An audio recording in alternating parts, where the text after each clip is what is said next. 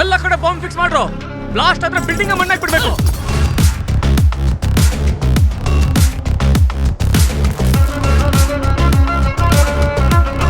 ತೆಗಿರೋ ಕೊಕ್ಕೆನ ತಗದೋಂ ತಕತರಿ ಗಿಟದೋಂ ತಕತರಿ ತಗದೋಂ ತಕತರಿ ಗಿಟದೋಂ ತಕತರಿ ಗಿಟ ಗಿಟ ತಗದೋಂ.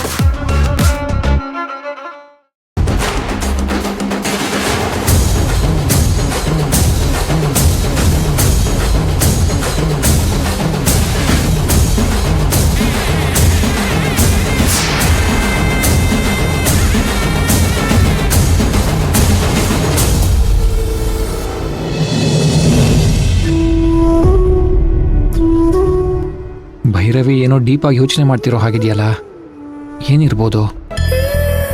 ವಸುಂಧರಾ ಅವ್ರ ಮನೆಗೆ ಡಾಕ್ಟರ್ ಯಾಕೆ ಬಂದಿದ್ರು? ಅದು ಅಥರ್ವನ್ ಧ್ವನಿನೇ. ಅಂದ್ರೆ ಅಥರ್ವನ್ ಏನಾಗಿದೆ? ಏನಾದ್ರೂ ಸಮಸ್ಯೆನಾ? ಒಂದು ಅರ್ಥ ಆಗ್ತಿಲ್ಲ. ಈ ಪ್ರಶ್ನೆಗಳಿಗೆಲ್ಲ ಹೇಗೆ ಉತ್ತರ ಕಂಡ್ಕೊಳ್ಳೋದು?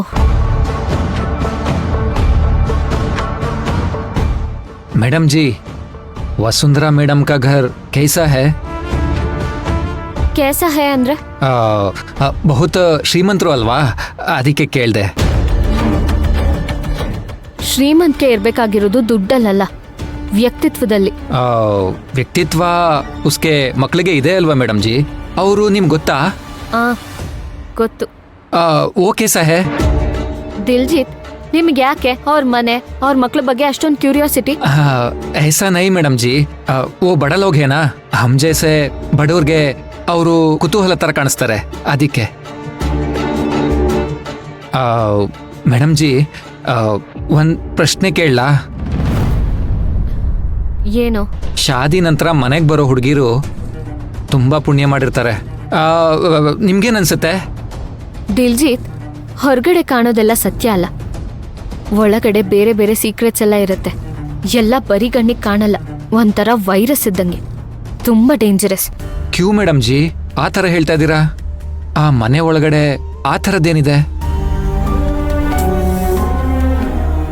ಸಂಬಂಧ ಇಲ್ದೇ ಇರೋ ವಿಷಯಗಳ ಬಗ್ಗೆ ನಿಮ್ಗೆ ಯಾಕೆ ಅಷ್ಟೊಂದು ಇಂಟ್ರೆಸ್ಟ್? ಊರವ್ರ ಬಗ್ಗೆ ಎಲ್ಲ ನಿಮ್ಗೆ ಯಾಕೆ?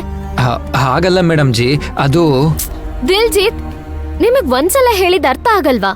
ಅನಾವಶ್ಯಕ ವಿಷಯಗಳ ಬಗ್ಗೆ ಪ್ರಶ್ನೆ ಕೇಳ್ಬೇಡಿ. ಸಲ್ಗೆ ಕೊಟ್ರೆ ತಲೆ ಮೇಲೆ ಕೂರ್ತೀರಾ.